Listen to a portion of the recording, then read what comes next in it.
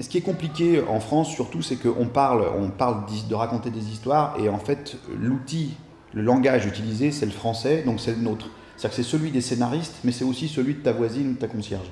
Donc il y a une confusion qui se fait, c'est-à-dire que tous les gens qui parlent français pensent qu'ils peuvent juger une histoire. Or, une histoire, un script, c'est un document technique, fait par un technicien et pour des techniciens qui vont le transcrire pour que ce soit vu ou regardé par d'autres. Le problème, donc on déplace ça en musique. En musique, tu as des règles d'écriture, donc des méthodes, comme tu dis là, comme le contrepoint par exemple, qui sont des méthodes extrêmement dures, beaucoup plus dures que ce que propose Vogler et son équivalent pour l'histoire. C'est-à-dire qu'en contrepoint, tout est interdit.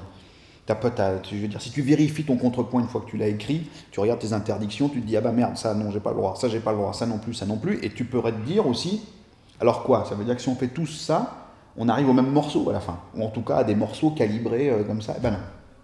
Parce qu'en contrepoint, tu as Bach, qui est un géant inégalé, et puis tu as des nazes, et tu as des morceaux de merde, et tu as des grandes preuves de génie. Et pourtant, c'est une méthode. Si on retranscrit ça avec des méthodes, alors je sais que aux États-Unis, ils ne se posent pas la question. La méthode ne fait pas de toi un mec qui écrit bien.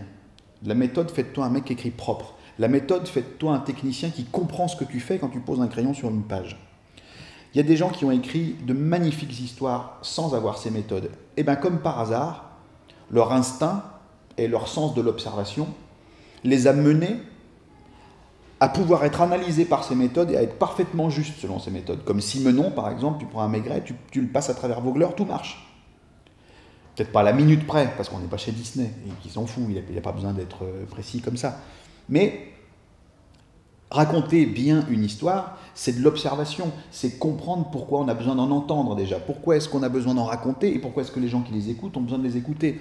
Qu'est-ce qu'il doit y avoir dedans pour qu'il y ait la noblesse dont on a besoin, pour que ça réponde aux besoins qu'on a de vivre une expérience par procuration à travers les yeux d'un héros qui n'est pas nous, mais auquel on va s'identifier, par quelles étapes il faut qu'il passe. Tout ça, c'est des...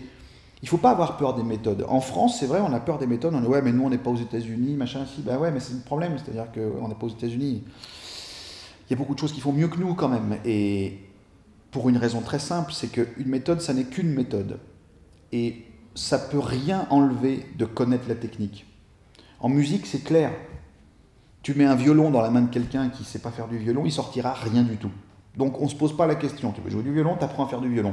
Et une fois que les gens apprennent à faire du violon, il y a de très mauvais violonistes, il y a des violonistes moyens et il y a de grands génies.